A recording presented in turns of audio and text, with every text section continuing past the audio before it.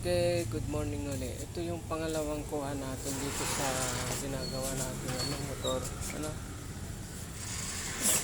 Tignan pa natin yung ibang naging sanhi o natamaan nung pagka hindi niya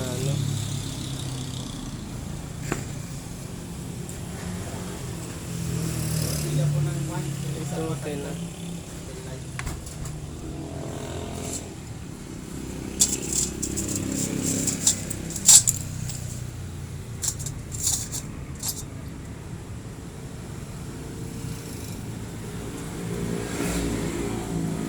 Kung napapansin nyo itong gear, yung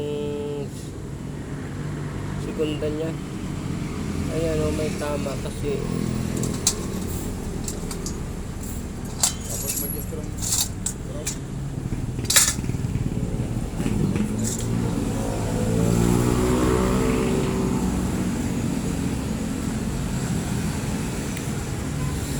ito yung asawa nung segunda niya. Ito, ayan kung napapansin ninyo yung tama nung gear, kaya sinasabi niya na hindi maisaksak yung minsan na yan dahil tumatama siya yan kasi nga tumatabingi. Ayan, so gagawin natin dito, hintayin natin yung may-ari, pag-sessionin natin siya kung mayroon siyang ikukuha para wala tayong masisi o hindi tayo masisi pag nabuo na natin. Kasi ang mahirap sa lahat yung buo na, kasi makina yan, hindi naman yan biro-biro. Para kapag ka nabuo na, hindi na natin iisipin na kasalanan natin. Kaya tatandaan natin lagi na kapag kami nagpapagawa, unang-una ang may-ari. Ang laging nasusunod yung nagpapagawa. Nag-decide lang nagsasabi ng problema yung mekaniko at gumagawa lang po tayo ng mga sira. Hindi po tayo nagdidesisyon sa pwedeng gawin sa motor kung may bibili o wala. Kung ako tatanungin sa ganitong style, gusto kong palitan, ayan kasi kaya naglalaro ito, may posibilidad na kapag ka nagkakambyo siya dahil may tama na nga, nakahiga, baka may konting siya, hindi agad pumasok yung kambyo, pero mawawala na yung problema niyang hindi na isasaksak yung kambyo kasi nga sobrang nasira na yung gear, yung bearing. Ay, nailagay na natin yung bearing sa camshaft niya, kaya ito na lang, hihintay na lang natin yung mayari para magdesisyon dito sa sira. Yan, kung wala siyang pampili at least alam natin at wala siyang masisi sa gagawin natin pagkumpuni dito sa motor niya. So lagi po natin tatandaan na napakahirap po yung pagbaba ng makina dahil bukod sa abala kapag hindi mo na perfect, malaking abala sa atin yung isang araw o ilang oras na ginagawa natin ito.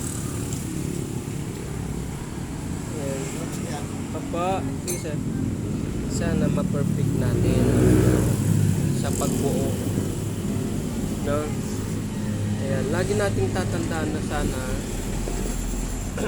yung paggawa natin lagi tayong nasa tama. Ayan. Hindi na po ako masyadong nagbe-video kasi wala pong kumukuha o walang humahawak sa cellphone.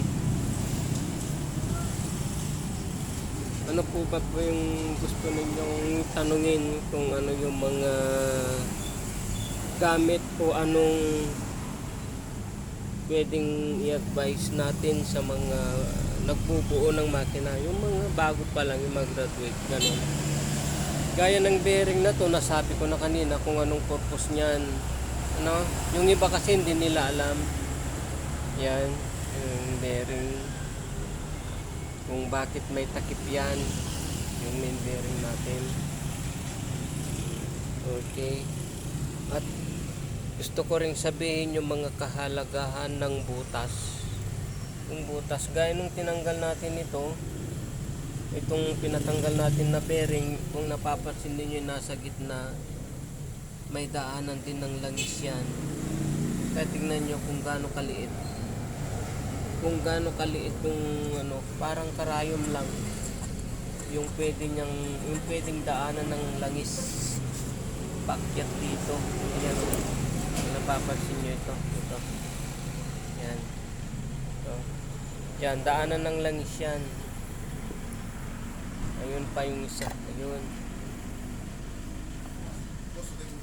Maraming pwedeng daanan ng langis. Pataas dito sa ulo.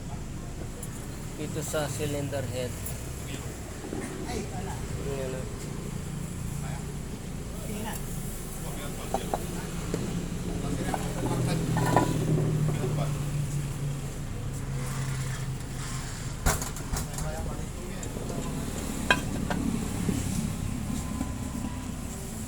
Kung napapansin ninyo, ayan o. Ayan. Ayan yung butas. Diyan dumadaan yung langis paakyat dito sa cylinder head. Paakyat dito sa cylinder head. Kaya ang langis po nito diyan dumadaan. Kaya napaka-importante po yan na hindi siya masarhan. Ayan. Okay. Kapag may mga napansin tayong tama o diferensya sa mga binubuo natin na kung pwede pa naman o hindi, hingi tayo ng advice or hingin natin yung ano ng may-ari kung mayroon siyang ibibili o wala, para wala siyang masisi pag nabuo na natin yung makina. Okay, kasi napakahirap po yung magbuo ng makina na pag una natin may tama siya.